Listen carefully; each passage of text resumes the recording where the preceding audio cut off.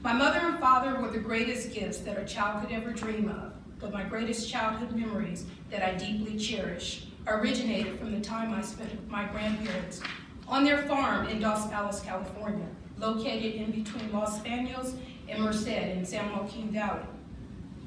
On this farm, my grandparents raised all their food.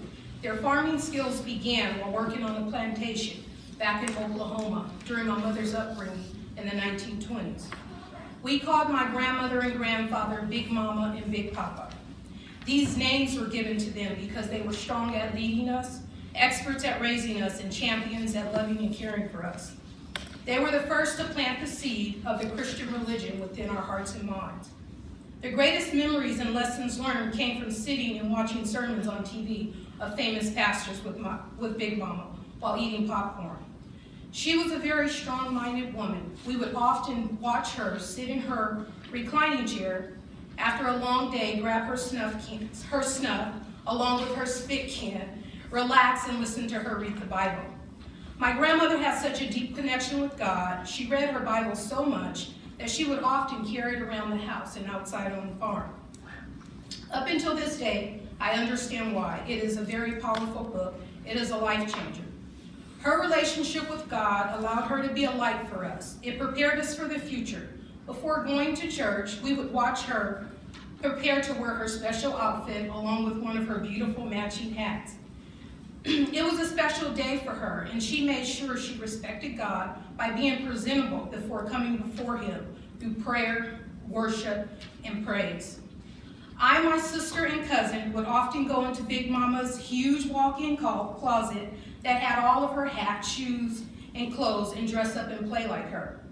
My grandfather built this closet for her with a sewing workstation for her to make all her clothes and household linens. More great memories came from getting attached to the little baby farm animals, both the pigs and the chickens.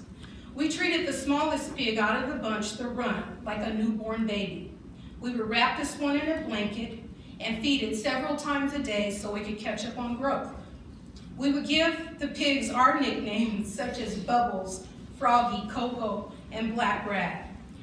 We got so attached to the pigs that we would cry when it was time to kill them to have our bacon and sausage. We really enjoyed collecting the eggs from the chicken pen and waking up to the sound of the rooster crowing. The chickens were also killed for food. It was hard watching the chickens fight for their life.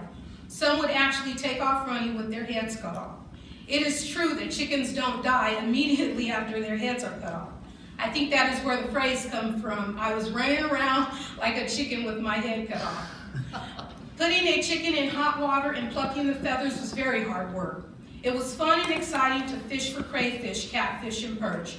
We fished for crayfish by throwing down our nets in the shallow water at this place called the rice mill. After returning back to the farmhouse, we would boil them in these huge pots, remove the tails to eat. Talk about yummy, yummy. It was the best feast ever.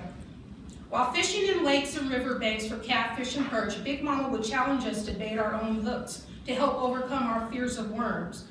We were also challenged to clean the fish. It was very memorable washing clothes in this very old school washing machine. It had a feeder on top, which you had to manually feed the clothes through by hand. And after the water was out, the clothes were hung on a clothesline. Fetching drinking water was very fun. We had to drive miles out to this place called the rice mill to fill these huge jugs. Most of all, we enjoyed riding in the back of Big Pop's pickup truck. Some of the games we played consisted of making mud pies. As girls, we took making our mud pies very serious. We were always competing based on who had the best looking mud pies.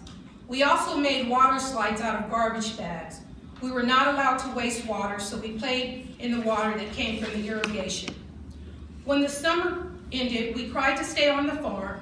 Spending time on my grandparents' farm may have seemed like hard work, but it was fun because it was much different from our upbringing in the Bay Area life. Spending time on the farm taught us to work hard, be content with very little, and not value the material things of this world. Thanks for letting me share.